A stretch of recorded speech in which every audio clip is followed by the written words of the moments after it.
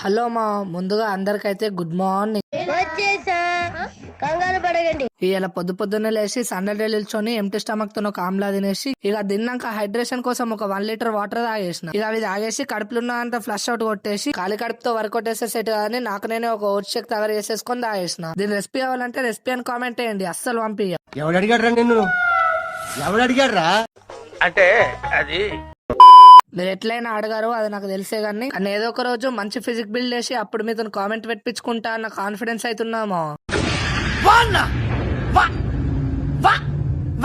ఇక vote mill తాగేసి సీదా జిమ్ కి అయితే వచ్చేసిన. నాకు ఈ జిమ్ ఖర్చు నుంచి ఒక్కటే అర్థమైందమో, అదేంటంటే మనం జిమ్ ఖర్చుడు ఒక్కటే మ్యాటర్ కాదు మా, మనం చేసే వర్కౌట్ కూడా మంచి ఫామ్ లో ఉండాలి. అట్లా ఉండాలి అంటే మంచి ట్రైనర్ అపాయింట్ చేసుకోవాలి. అట్లా కాదు మేమే వీడియోలు చూసుకుంటా నేర్చుకుంటాం అంటే మింగది ఇక్కడ. ఏంటిది మాకేంటిది అంటున్నా? అంటే ట్రైనర్ లేని జిమ్ కి వెళ్ళొద్దని కాదు కానీ it's better to appoint trainer to be perfect అని నా ఫీలింగ్ మా. నాకు కరెక్ట్ ఫామ్ వచ్చేదాకా జిమ్ లో వీడియో తీసేటంత కాన్ఫిడెన్స్ రాదని అర్థమైంది కానీ ఇక అదే రియలైజేషన్ తోని ఇంటికి బాధతో వచ్చేసిన. ఈ ఇవ్వలట్కైతే ఇంతే గానీ రేపటి వ్లాగ్ లో మళ్ళీ